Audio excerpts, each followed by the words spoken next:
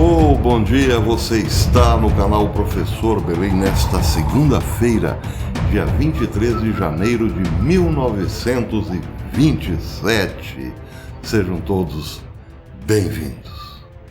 Ah, você pensou que eu enlouqueci, não é mesmo? Então, antes de me julgar, veja este texto, publicado em abril de 1927. A Itália fascista está às vésperas de fazer uma ousada experiência social, a de criar o chamado Estado corporativo. Para compreender essa experiência, é preciso ter em mente o que constitui o fundamento da doutrina fascista, que pode ser assim definida. A. Os interesses de todas as classes devem estar subordinados aos interesses supremos do Estado. B. Os interesses dos empregadores, tanto quanto dos homens, devem estar subordinados aos interesses da produção. C. O Estado tem o direito e o dever de intervir e regular todos esses interesses. O indivíduo deve, portanto, ser absorvido na corporação e a corporação absorvida no Estado. O novo sistema ainda não está em operação, mas quase todos os preparativos para o experimento já foram feitos. Esse texto, como disse, foi lançado em 1927, incorpora um conjunto de outros textos intitulado Italy's Corporative States, que lançava as bases do fascismo. E é por isso que eu comecei esse vídeo lembrando que nós estamos em 1927, porque apesar do fascismo ter sido tentado por várias ocasiões de 1927, estamos, como no feitiço do tempo, voltando sempre para os primeiros dias. Porque da primeira tentativa não deu certo, na segunda também não, na terceira também não, na quarta também não.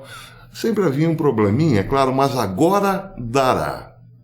E aí o que nós temos no texto? Bem, nós temos no texto basicamente 3 pontos que podemos identificar na nossa realidade hoje. O primeiro ponto, por exemplo, os interesses de todas as classes devem estar subordinados ao supremo interesse do Estado.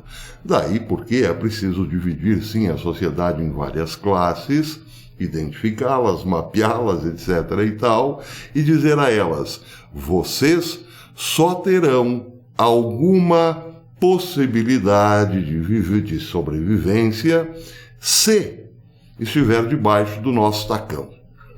Simples assim. Então, basta classificar alguém como pertencente a uma classe e, portanto, não mais se dirigir àquele indivíduo, e sim à sua classe correspondente. É assim que o Estado lida com o povo, com a nação, com a humanidade, em classes, mas até aí nenhuma novidade. Agora prestem atenção no ponto B. Os interesses dos empregadores, tanto quanto dos homens, dos outros homens, enfim, dos empregados, das famílias dos empregados, das crianças, das borboletas. Não, borboleta não é homem, né?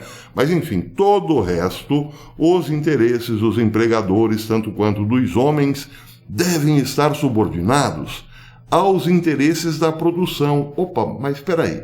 Primeiro, o Estado divide tudo em classes para, claro, comandar a humanidade através dessas classes e seus representantes. Agora, surge aqui algo novo. Todos devem estar subordinados aos interesses da produção. O que é a produção? Produção de bens, de riqueza, de tecnologia, de ciência, etc. e tal. Tudo o que nós fazemos. Então isso quer dizer que todo ser humano tem que estar necessariamente ligado a uma matriz produtiva ou produtora, não é mesmo? Só que, evidentemente, é preciso que do lado da matriz produtora exista uma demanda para absorver a mão de obra, que será, evidentemente, subsumida dentro da estrutura produtora. Entenderam? Não.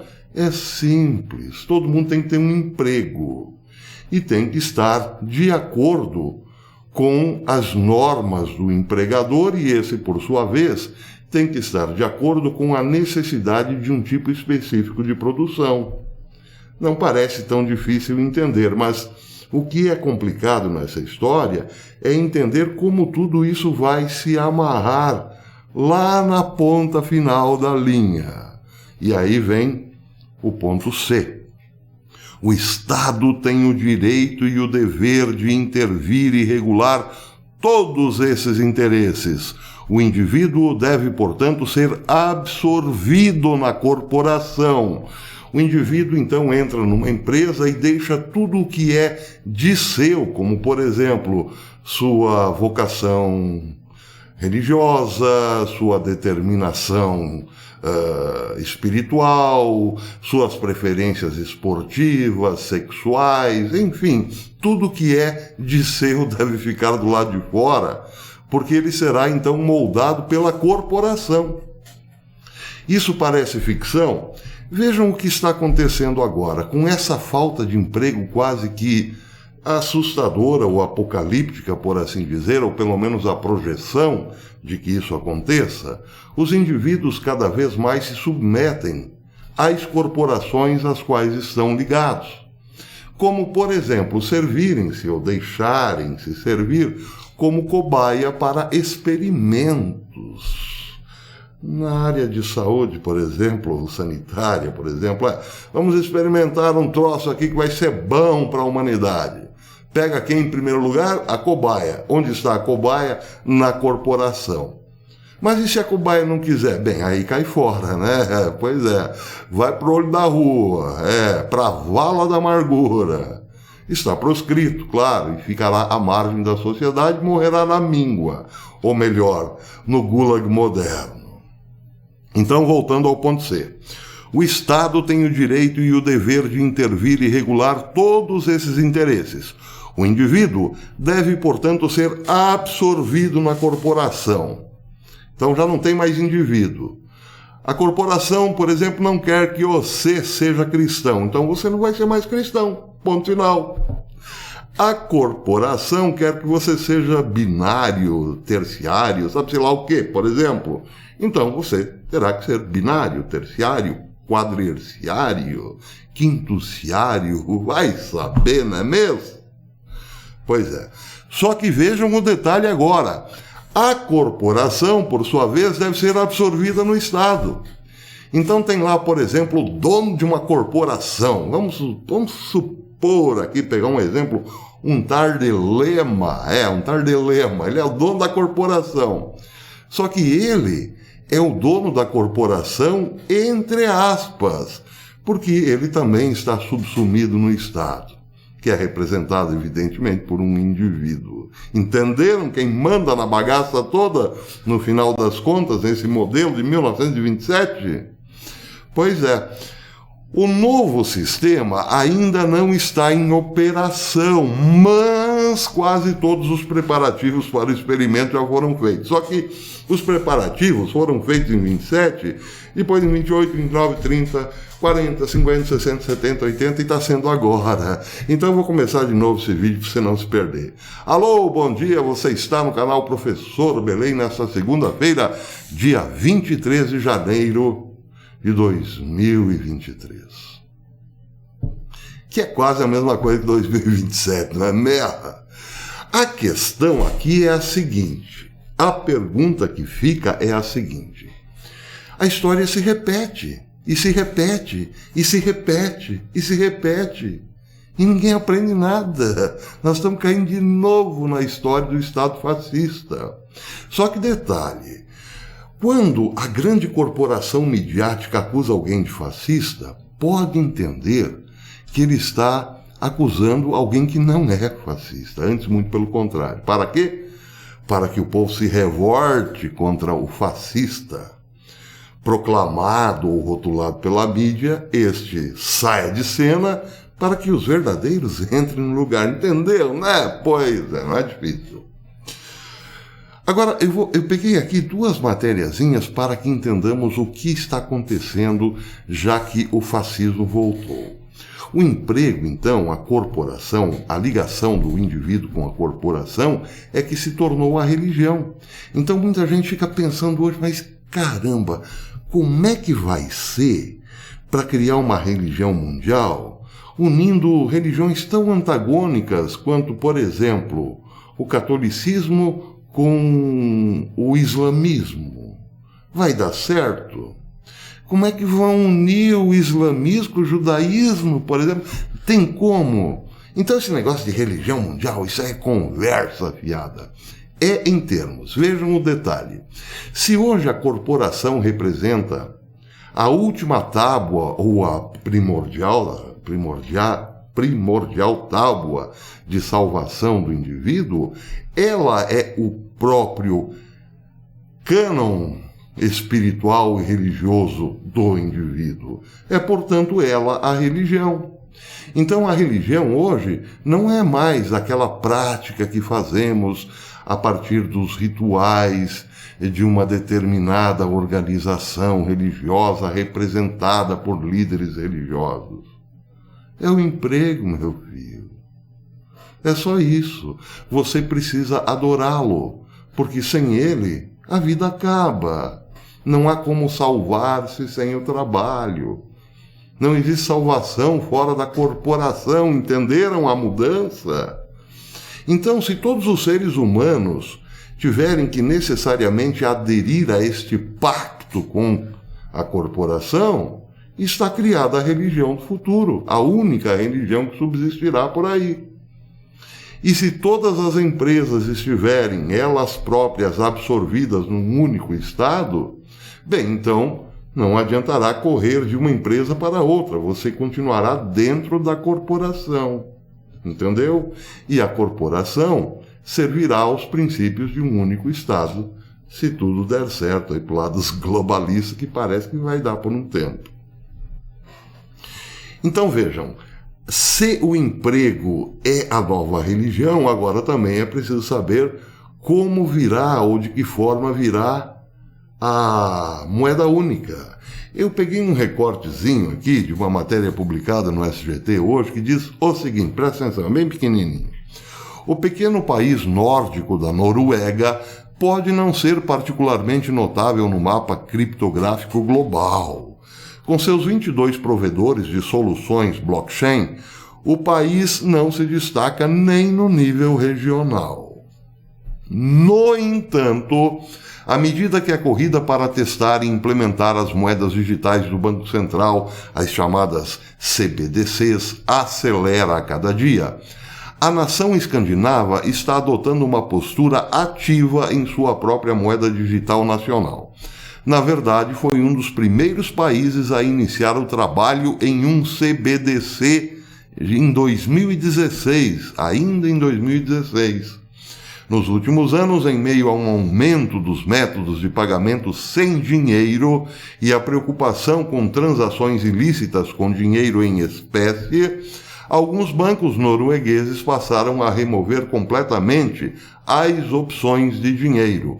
Em 2016, Trond Bente Stuen, então executivo do grande banco norueguês DNB, propôs para usar dinheiro como meio de pagamento, propôs parar de usar dinheiro como meio de pagamento no país. Ele disse, abre aspas, hoje há aproximadamente 50 bilhões de coroas em circulação, não são senhoras, 50 bilhões, coroa é a moeda noruega, né? Hoje há aproximadamente 50 bilhões de coroas em circulação e o Banco Central do país, Norges Bank, só pode responder por 40% de seu uso. Isso significa que 60% do uso do dinheiro está fora de qualquer controle e é aí que nós devemos entrar. Controlar tudo, não é mesmo? Então, o que fazer? Criar uma moeda digital única, digital, porque aí o controle é absoluto, ela tem um número, não é mesmo? Ou melhor, ela tem um código, enfim, ela é produzida basicamente dentro de um computador, não é mesmo? e poderá, dentro desse código, conter um prazo de validade, ou então um limite de quanto o sujeito poderá gastar durante o mês. Olha, a sua moeda diz aqui que você já passou, já estourou o limite, você comprou 2 ovos a mais esse mês. Agora você não pode gastar mais. Esse mês já deu para você.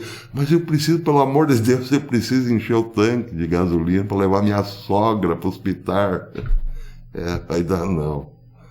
Vai dar não, deixa ela ali mesmo. Aí o sujeito vai fazer o quê? Bem, é sua sogra por enquanto, né? Pois é. Outro recortezinho que pode nos dar uma certa ideia um pouco melhorada do tal fascismo que voltou. Prestem atenção.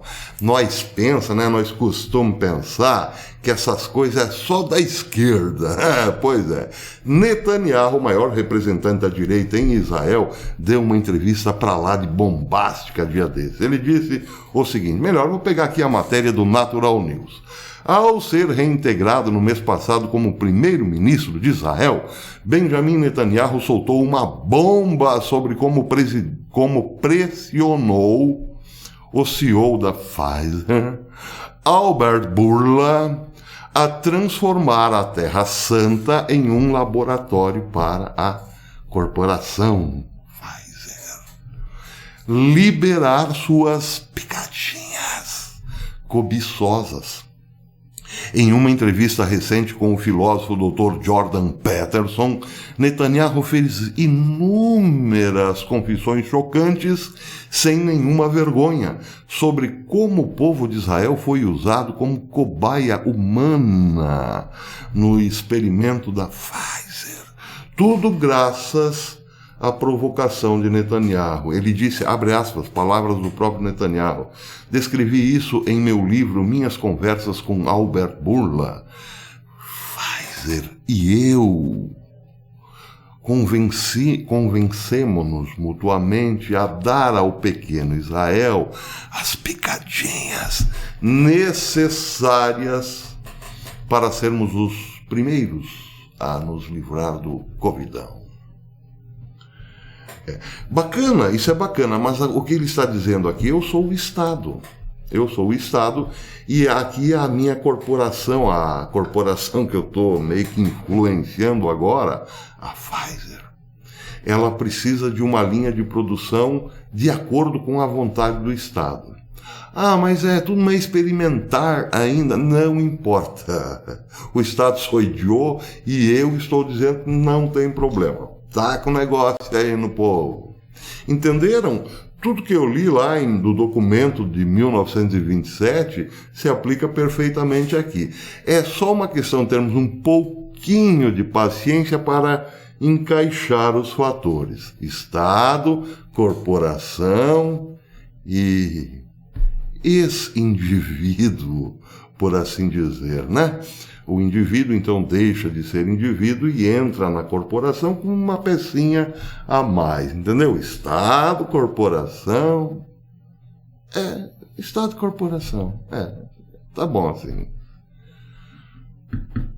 Pois é.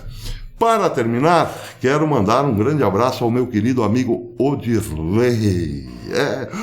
O Odirley me encontrou ontem num mercadinho, ali no Lago Vergara. Aliás, um grande abraço aos funcionários do Vergara do Lago. Abordou-me dizendo, oi professor, tudo bem? Um sujeito de 2,80 metros de altura. Não, eu exagerei um pouco, mas é quase isso. Ô professor, tudo bem? Desculpa, eu não estou te reconhecendo. Eu fui teu aluno há 20 anos atrás, professor, lá na universidade.